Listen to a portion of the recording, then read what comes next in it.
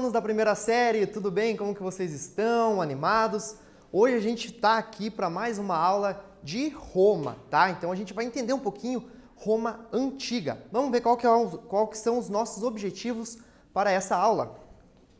Então, o nosso objetivo é entender os processos históricos que levaram ao enfraquecimento da República e à ascensão militar. Então a gente vai ver nessa aula como alguns fatores levaram a Roma República a se enfraquecer e dar início ao famoso Império Romano.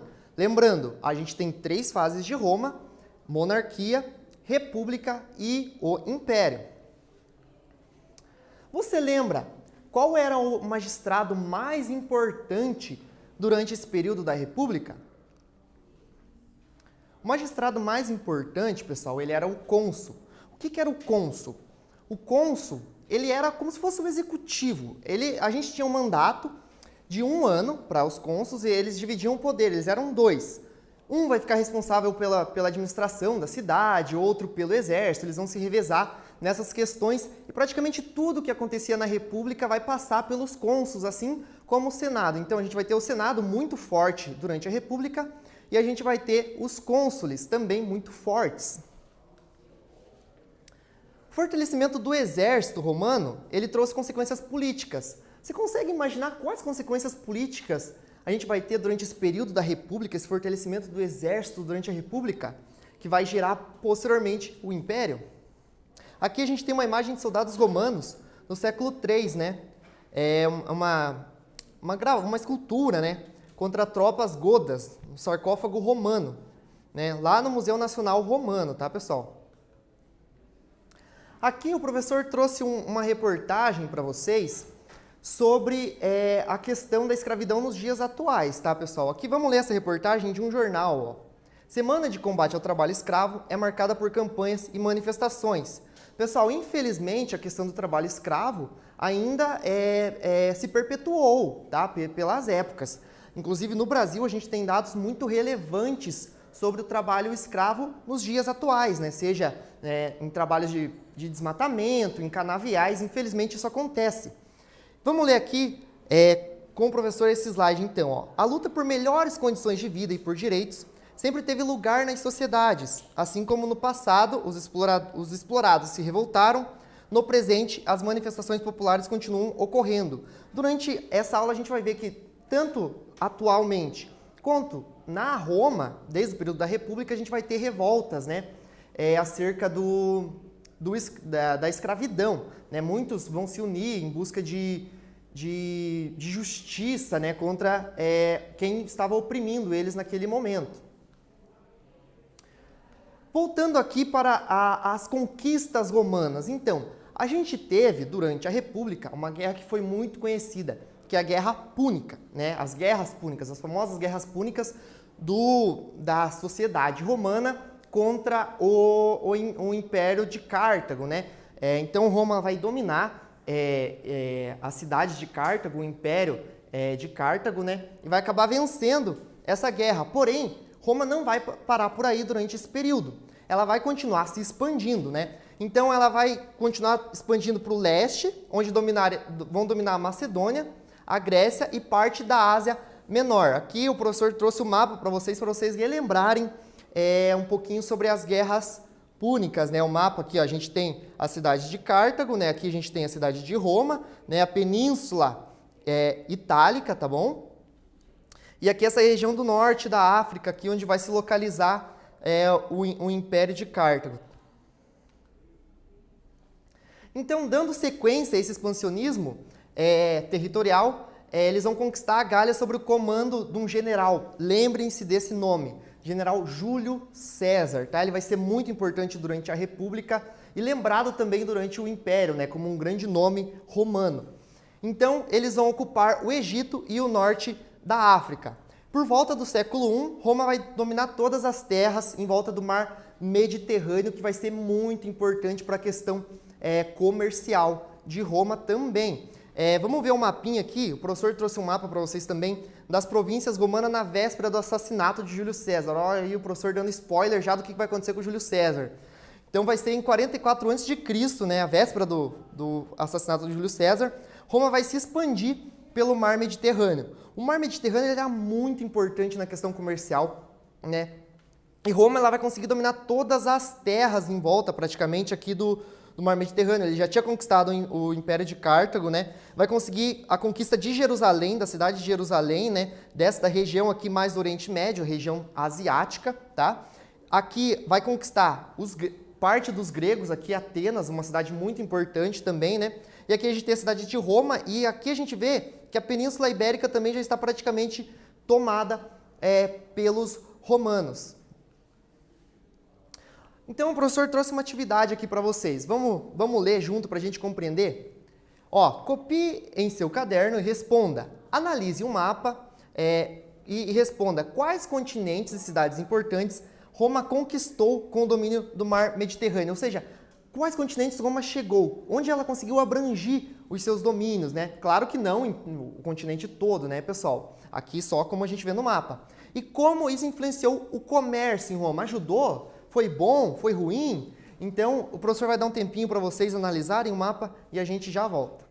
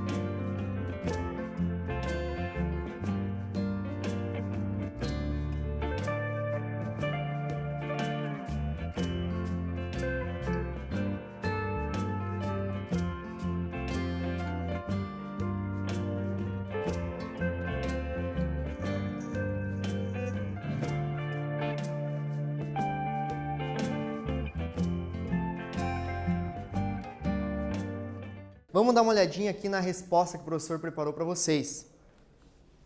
Então, quais que vão ser as cidades, né, que Roma vai dominar com essa expansão, né? E como isso vai influenciar o comércio? Então, Roma ela vai dominar grande parte da Europa, né? Majoritariamente vai ser a Europa, o Império, a República Romana, né? Principalmente na época da República, que vai se expandir bastante também, vai ser na Europa.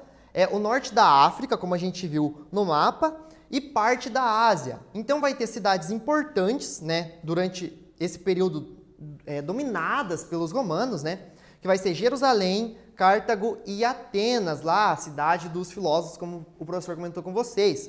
E esse domínio de tais regiões era importante, pois o mar Mediterrâneo ele serviu como um dos mais importantes meios de transporte comercial da época, tendo em vista a sua posição geográfica. Só para a gente relembrar aqui, ó. Então, vai ser Cartago, Roma, Atenas e Jerusalém, né? Toda essa região, né, do Mediterrâneo vai ser dominada lá com Júlio César, que a gente já vai ver quem que foi esse cara muito importante. Mas e internamente? Roma está se expandindo, o exército está ganhando prestígio, está cada vez mais poderoso o exército romano. E com essa expansão, a gente vai ter muitas províncias que vão ficar sob o domínio romano. Com isso, vai aumentar também a escravidão, né? A escravidão das províncias, né? Vai ter muitos escravos de guerra. Então vai ter um aumento considerável da escravidão e Roma vai continuar com um problema lá desde Caio Graco, que tentou resolver com a reforma agrária. Vai continuar tendo grandes propriedades de terra, não vai ser resolvido lá nas reformas que tentaram com o tribunato da plebe, né? Tentaram fazer uma reforma agrária, mas não teve sucesso. E essas grandes propriedades de terra, elas vão se preocupar principalmente com a plantação de uvas, né? E plantação de azeitonas para a produção do azeite de oliva e do vinho. E vão utilizar do comércio, né, para comercializar com as suas províncias, né, que estavam aumentando, né? Então, os escravos eles vão constituir a maior parte do trabalho em Roma nesse período. A gente vai ter trabalhadores livres, porém a maior parte vai ser os escravos, com essa expansão dos domínios romanos sobre suas províncias.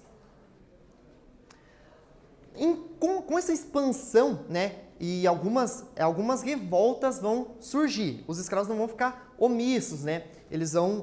Vai surgir algumas revoltas. E eu trouxe as 3 principais revoltas, né, que a gente tem registro, né, pessoal? Vai ocorrer 2 na Sicília, na região da Sicília, né, em 136 a 132 a.C. e 104 a 101 a.C. E a outra, que é a mais conhecida, né, que é a revolta de Espartaco, vai ser no sul da Itália, de 73 a 71 a.C., tá? Espartaco, ele era um homem, tá, pessoal? A revolta de Espartaco é a revolta de um homem, né, que ele vai acabar se tornando escravo, né, e ele vai se juntar com os gladiadores. Ele já tinha experiências no exército romano, inclusive, né, e ele vai acabar se tornando um gladiador, juntar um grupo de gladiadores e fazer uma revolta. E essa revolta, que ele vai acabar enfrentando o exército romano, vai mostrar para outros escravos que, poxa, dá pra gente combater o exército romano, porque ele vai vencer a primeira batalha, né, com o seu grupo. Com isso, vai fomentar uma grande revolta. Vão ser mais de 100 mil escravizados que vão se revoltar contra o Império. E essa batalha vai ser épica, vai ser retratada em filmes, né, retratada até em histórias de quadrinhos, né? A gente vai ter muitos relatos sobre isso. Vai ser muito famosa essa revolta de Espartaco. Aqui, o professor trouxe uma imagem, né, que é um mosaico romano de Duga, na Tunísia, do século II. Aqui, ó, a gente tem 2 escravos aqui em foco, né, carregando jarras de vinho, e eles estão usando vestimentas típicas, né, de escravos, amuletos contra o mal olhado no pescoço, a gente consegue ver. E o jovem escravo à esquerda carrega água e toalhas, e o da direita carrega um cesto de flores ali, tá bom, pessoal? Com isso, o professor trouxe uma atividade para a gente responder juntos. Lembrando, pessoal, como são questões discursivas, vocês não precisam colocar a mesma resposta que o professor vai deixar aqui para vocês. Vocês têm a possibilidade de colocar com as palavrinhas de vocês. Então, aqui eu pedi para vocês escreverem um parágrafo sobre o trabalho em Roma nesse período. Onde que acontecia o trabalho em Roma? Era em pequenas propriedades, grandes propriedades? O trabalho era livre? O trabalho era escravo? Vamos pensando aí e a gente já volta com a resposta.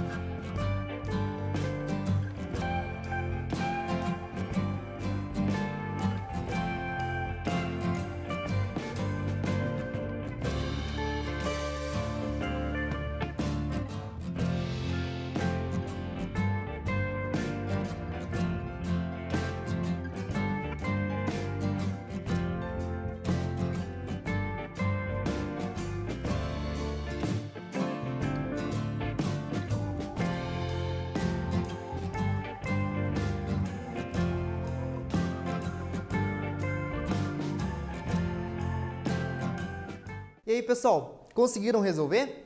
Vamos ver a resposta aqui que o professor trouxe para vocês.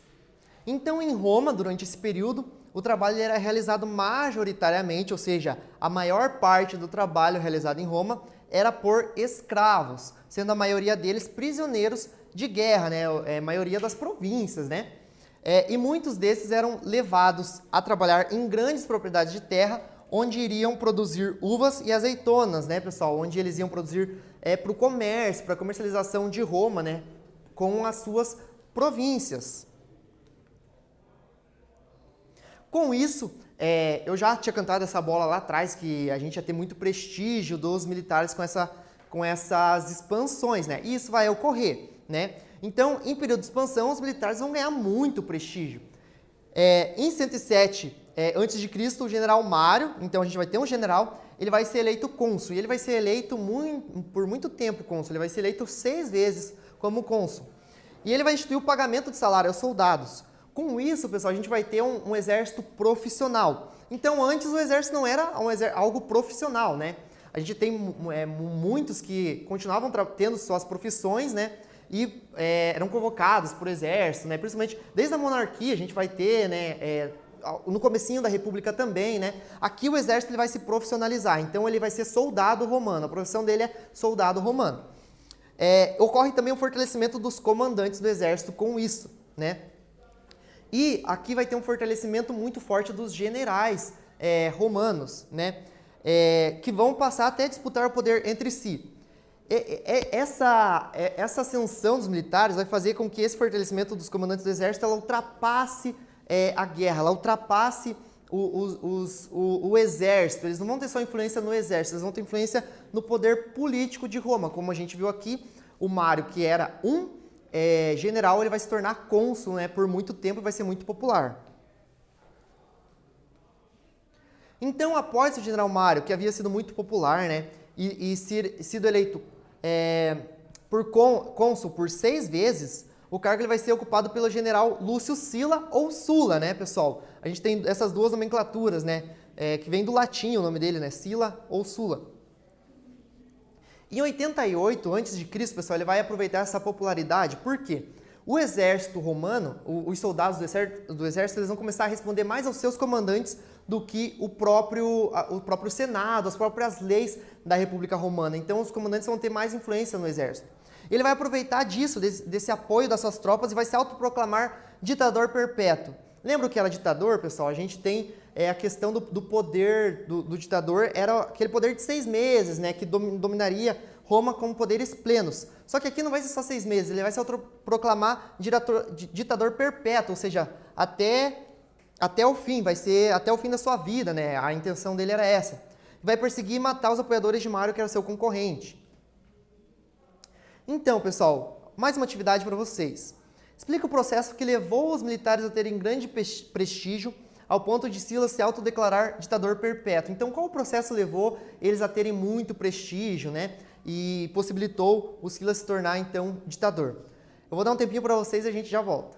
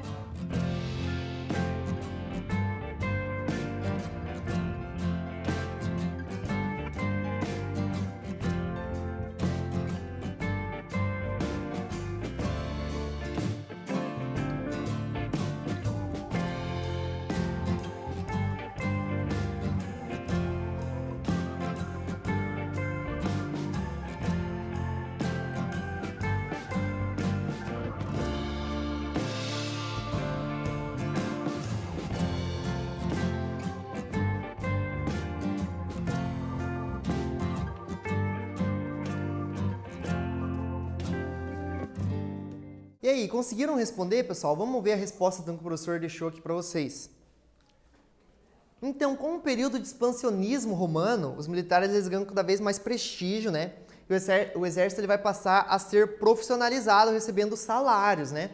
Com isso, os militares eles passam a ser mais leais aos seus comandantes do que a própria Roma. Sabendo disso, Sila, usando de sua influência no exército, ele vai usar da sua influência no exército para tomar o poder da república, se autoproclamando ditador perpétuo. Porém, a gente não vai ter só o Sila de militar, né, de comandante do exército, que vai começar a disputar o poder. Com isso, a gente vai ter o surgimento do primeiro triunvirato. O primeiro triunvirato é a divisão de poder entre homens, tá, pessoal? Aqui, então são 3 que vão tentar dividir o poder. Uma coisa importante desse primeiro triunvirato é que ele não era um acordo legal, ele não era um acordo de acordo com o Senado, ele é um acordo mais verbal entre esses 3 homens aqui. Crasso, que era um dos homens mais ricos, né, de Roma, né, da Itália, né, vencedor da revolta escrava, né, liderada por Espartaco, então ele vai ser um dos comandantes ali que vai dominar ali a revolta de Espartaco. Pompeu, que vai se destacar por suas vitórias no Oriente, e Júlio César, que era o sobrinho de Mário, vai ter papel determinante aqui nesse triunvirato. Então, no ano 60, o Crasso e o Pompeu, né, Crasso, Pompeu e Júlio César, eles fizeram um acordo secreto, né, então era um acordo entre eles que ambos iam dominar Roma.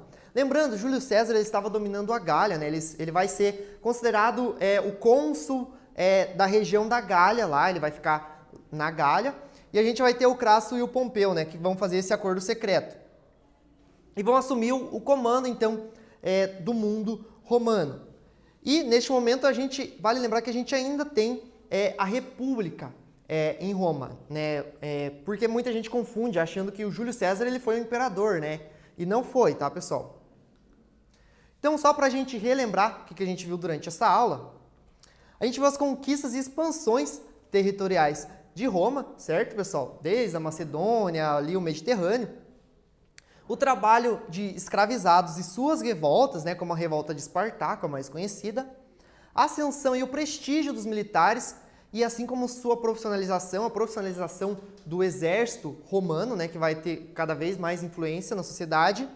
E a tomada de poder pelos militares, tanto pelo ditador Sila, como também pelo chamado primeiro triunvirato, que a partir desse acordo eles vão começar a dominar o Império Romano, tendo a influência, né, de ambos lá como cônsules também, o Crasso, o Pompeu, eles vão chegar ao cargo de cônsul.